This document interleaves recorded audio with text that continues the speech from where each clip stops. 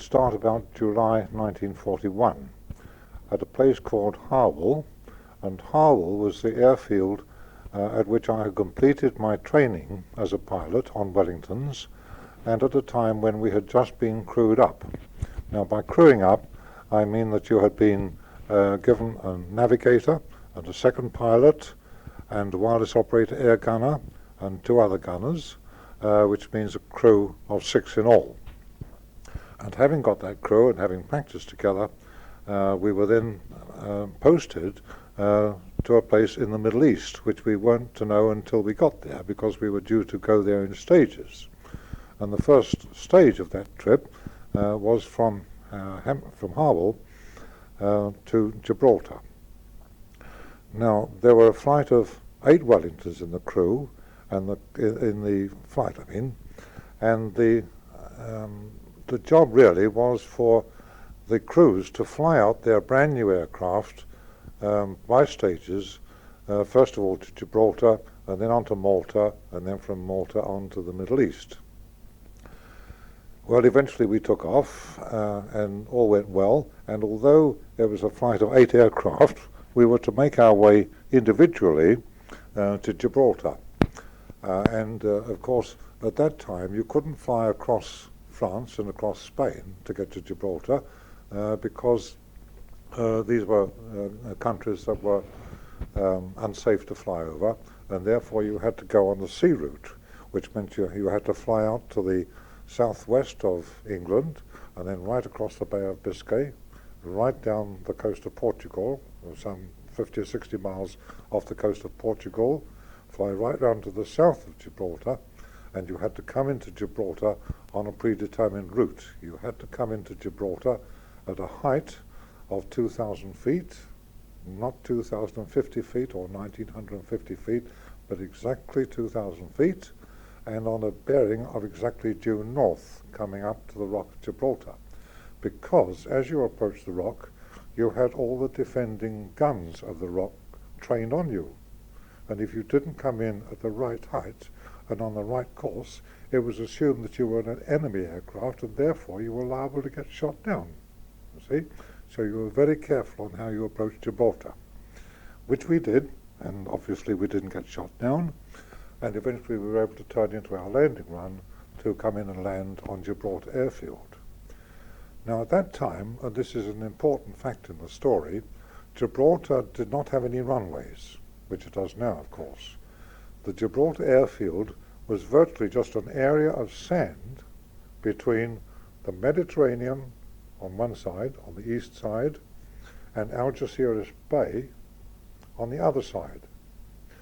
And if you landed too short, you knocked your wheels off on the kind of wall that separated the airfield from the beach.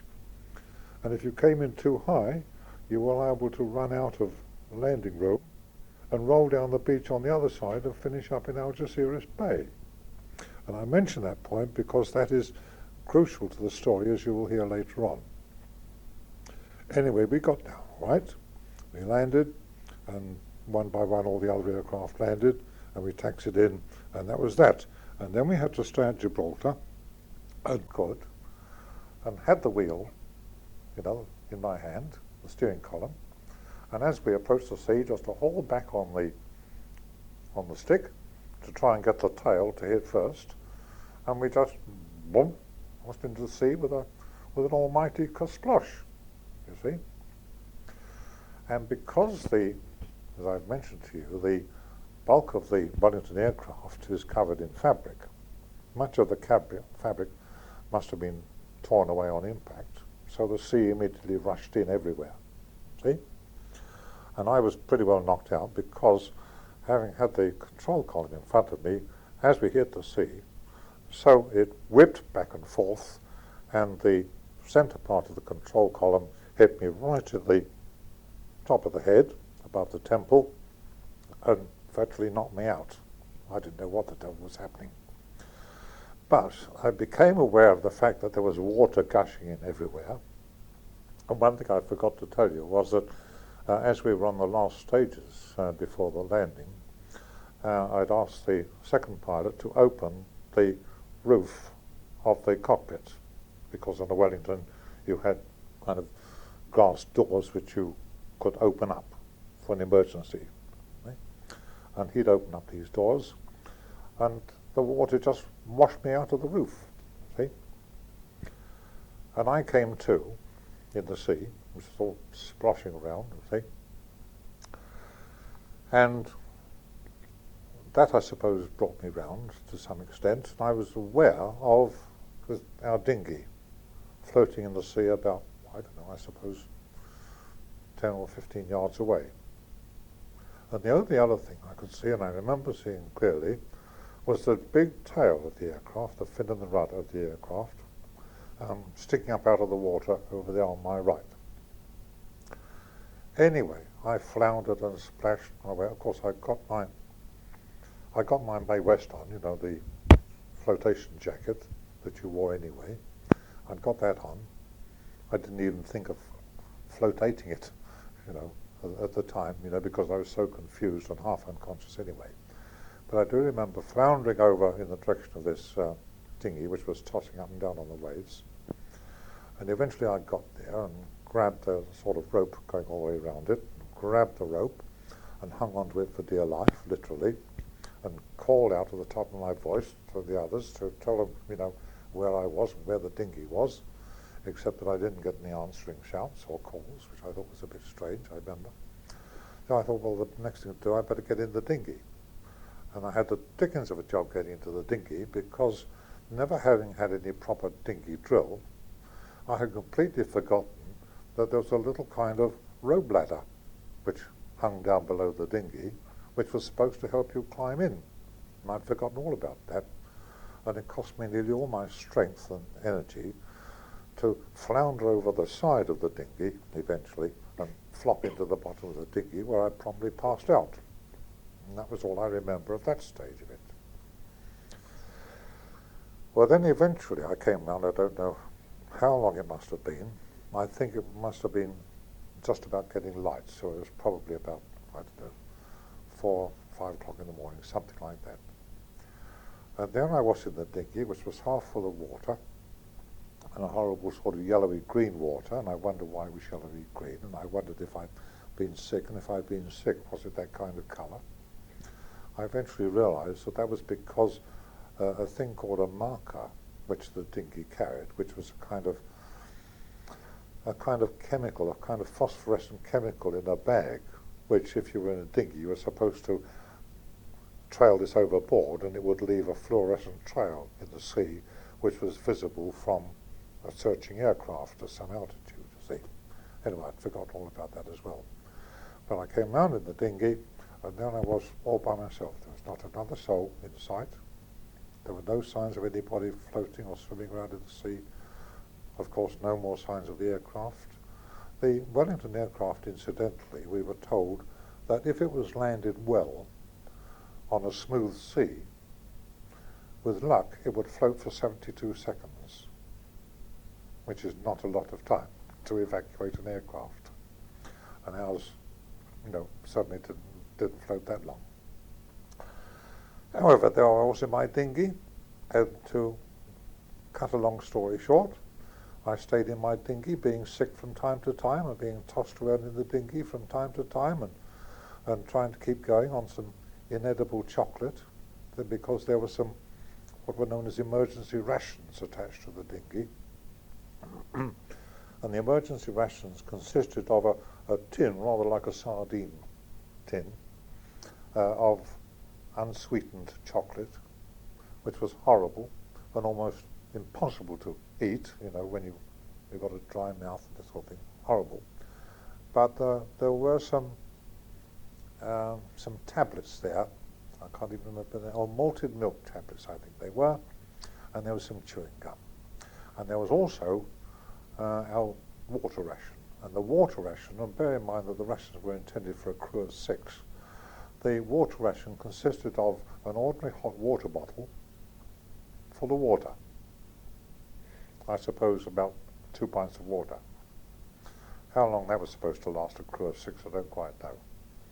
But anyway, one sipped that from time to time, and I sat there in my dinghy, and from time to time it got rough, and other times it calmed down a bit, and I looked down the sky, and I never saw any other aircraft, anything like that, for about 2 days. On the third day, I thought I spotted an aircraft away up very high in the distance, but it wasn't coming my way anyway, so nothing further happened. And I just decided to float around until something turned up.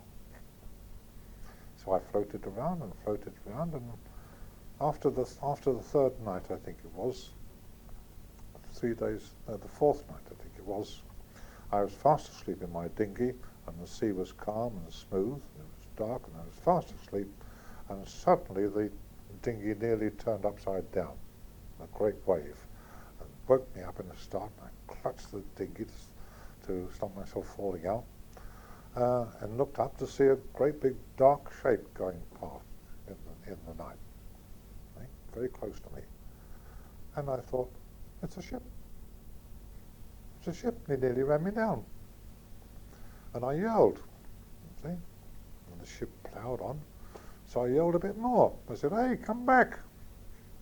See, and it disappeared into the night. And I thought, oh my goodness, perhaps it was a dream. Perhaps I'm dreaming this. Perhaps it was a mirage. I never saw it at all. Perhaps there wasn't a ship. And then, much to my huge relief, I saw this ship coming back. And it came alongside me, and I couldn't tell in the dark exactly what sort of ship it was, but a voice called out, who are you? See? And I said, I'm the pilot from Wellington, Z8773. You're a pretty sight. Can I come on board? And they threw a scrambling, that's as it's called, over the side of this ship. I see, and a couple of sailors scrambled down this net ladder thing, and they said, are you able to climb out of there on this? And I said, I'll get there if it's the last thing I do. Anyway, it was clear I clearly wasn't able to climb it up. I was obviously very weak by this time. So a couple of darn great sailors came down this ladder, and they got hold of me, and they sort of hauled me on board.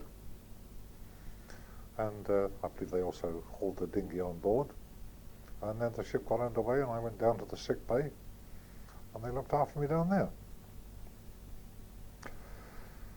Oh, and the story could go on and on for a long time, but that was really about the end of the active part of it.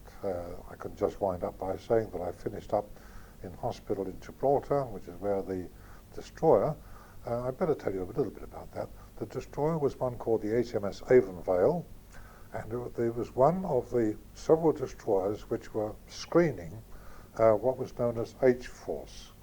And H-Force was part of the Mediterranean fleet, which consisted of, I think it was the battleships Rodney and Renown, and the aircraft carrier Ark Royal, and a couple of cruisers, and about 8 destroyers, which were known as H-Force, which were all on their way back to Gibraltar from all this naval action which had been going on around Malta and Italy, which had prevented us from going from Malta earlier than we did. You remember? I mentioned that earlier. Anyway, they treated me very well on the ship, and they dumped me at Gibraltar, and I was taken up to the KG5 military hospital, as it's called, in Gibraltar. And I was there for, in the main hospital for about a week, not much longer, because I wasn't really very seriously injured. And then after that I was sent down to a sort of convalescent place, again still on the Rock of Gibraltar, until there was room on an aircraft to fly me back home, which eventually there was. There was room on a Catalina flying boat, which was leaving for Milford Haven in South Wales. I got on board that, and we took off and flew back, landed at Milton Haven in South Wales. I got a travel warrant to go back up to London, where I met my wife, somewhat to her relief, and all was well, except that a crew of 6 and a brand new aircraft went out, and all that came back was a busted up pilot. End of story.